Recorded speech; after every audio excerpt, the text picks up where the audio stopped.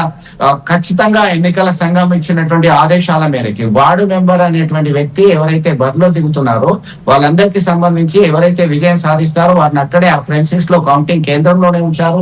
ఆ తర్వాత ఓటమి చెందిన వాళ్ళందరినీ కూడా బయటకు పంపడం జరిగింది. దీనిలో గెలిచిన వాళ్ళని ఉప సర్పంచ్ గా 50% కన్నా ఎక్కువ హ్యాండ్ రైజింగ్ సిస్టమ్ ద్వారా ఎన్నుకోవడం జరుగుతుంది.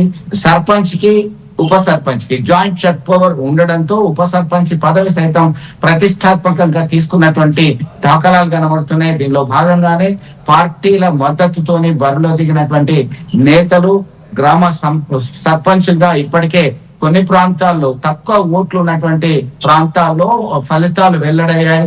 దానిలో ఇప్పటికే సంబరాలు అంటే ఎన్నికల మోడల్ కోడ్ ఆఫ్ కాండక్ట్ సంబంధించి ఎన్నికల సంఘం విధించినటువంటి నియమ నిబంధనల ప్రకారం సంబరాలు జరపడానికి వీల్లేదు. 144 సెక్షన్ అమల్లో ఉంది కాబట్టి చాలా ప్రాంతాల్లో దీనికి దూరంగానే ఉన్నారు. ఎందుకంటే గతంలో పోస్ట్ కౌంటింగ్ ఎన్నికల ఫలితాల వెల్లడి తర్వాత అవాంఛనీయ ఘటనలు జరగడానికి ఆస్కారం ఉందనే ఉద్దేశంతో పోలీసులు సైతం ఖచ్చితమైన ఆదేశాలు జారీ చేశారు. ఓవరాల్ గా చూసినట్టయితే కాంగ్రెస్ పార్టీ ఆధిక్యత మరొకసారి స్పష్టంగా ఉంది రెండో ఫేజ్ లో.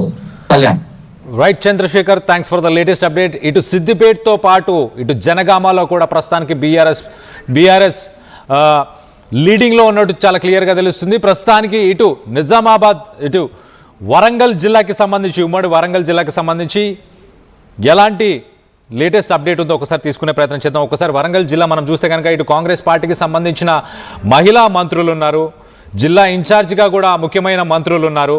అలాగే ఇటు బీఆర్ఎస్కి సంబంధించి మనం చూస్తే కనుక మాజీ మంత్రులు కూడా కొంతమంది ఉమ్మడి వరంగల్ జిల్లా నుంచి ఉన్నారు. సో అక్కడ ఎలాంటి పరిస్థితులు నెలకొన్నాయో ఒకసారి తెలుసుకునే ప్రయత్నం చేద్దాం. మా ప్రతినిధి వెంకటరత్నం ఉన్నారు, వెంకటరత్నంతో మాట్లాడి తెలుసుకునే ప్రయత్నం చేద్దాం. వెంకటరత్నం, చెప్పండి,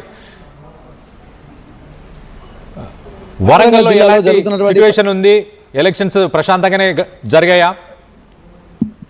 కళ్యాణ్, ఇక్కడ ఉమ్మడి వరంగల్ జిల్లాలో కొంత ఆసక్తికర పరిణామాలు చోటు చేసుకుంటున్నాయి. నిన్న మొదటి విడత ఎన్నికల్లో ఎట్లాంటి పరిణామాలు జరిగినాయో అవే రిపీట్ అయ్యాయి. కానీ ఈసారి రెండో విడత మాత్రం వచ్చేసరికి కొంత బీఆర్ఎస్ కూడా ప్రత్యర్థులకు గట్టి పోటీ ఇచ్చినటువంటి పరిస్థితి కనిపిస్తుంది.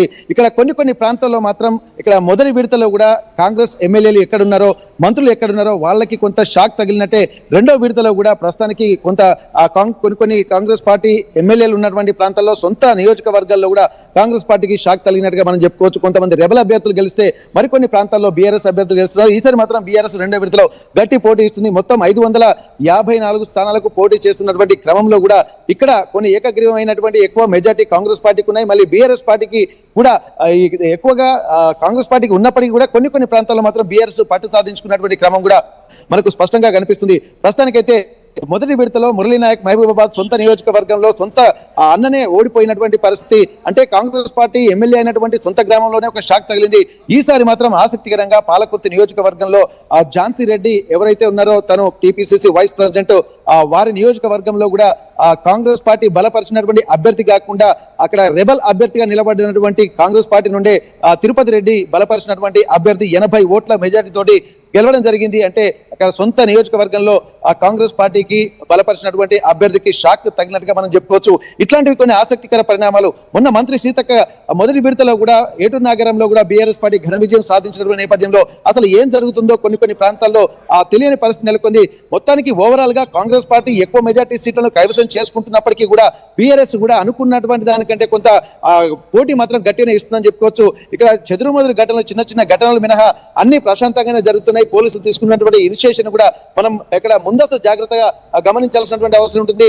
ఉదయం నుండి కూడా ఒక సీక్వెన్స్ పద్ధతిగా మాబ్ క్రియేషన్ ఎటువంటి ఇనిషియేషన్ తీసుకోవాలన్నటువంటి ఒక ప్రణాళికతో కూడా వెళ్తున్న నేపథ్యంలో మరీ ఉద్రిక్తత పరిస్థితి తలెత్తకుండా సమస్యాత్మక ప్రాంతాల్లో కూడా ప్రత్యేకమైనటువంటి చొరవ తీసుకుంటున్నారు. ఇక్కడ వరంగల్ కమిషనరేట్ పరిధిలో కూడా 77 సమస్యాత్మక ప్రాంతాలను కూడా గుర్తించి అక్కడ బందోబస్తును కూడా రెట్టింపు చేసినటువంటి పరిస్థితి కనిపించింది.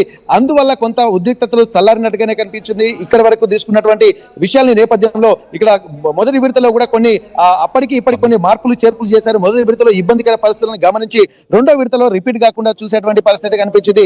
మొదటి విడతలో కొంత కౌంటింగ్ లేట్ అయిపోయినటువంటి నేపథ్యంలో ఇక్కడ లేటింగ్ అయ్యేటువంటి ప్రాసెస్ కాకుండా ఓటింగ్ కు సంబంధించి ఓటర్ల సంఖ్యను బట్టి కూడా first phase, second phase, third phase లాగా అనుకున్నారు.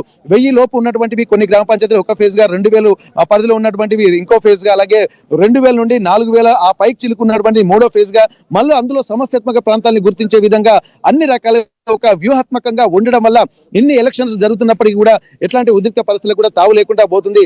కాకపోతే చిన్న చిన్న ఘటనలు కూడా కొన్ని గ్రామాల్లో జరిగాయి. ప్రస్తుతానికి ఐనవోలు మండలము ఆ ప్రాంతాల్లో కూడా కొంత బీఆర్ఎస్ పార్టీ కార్యకర్తలకు కాంగ్రెస్ కార్యకర్తలకు కొంత గొడవ జరిగింది. కాంగ్రెస్ పార్టీ కార్యకర్తలను లోపలికి పంపించేసి బీఆర్ఎస్ పార్టీ ఏజెంట్లను మాత్రం బయటనే ఉంచడం పట్ల కొంత కార్యకర్తలు స్థానికులు ఆగ్రహం వ్యక్తం చేస్తూ కొంత ఉద్రిక్త పరిస్థితులు నెలకొన్నాయి. ఇక్కడ జనగామ జిల్లా నర్మేట మండలం మచ్చుపాడు గ్రామంలో కూడా ఇక్కడ బీఆర్ఎస్ పార్టీ స్థానం అభ్యర్థి గెలుచుకున్నాడు 35 ఓట్ల మెజార్టీ తోటి.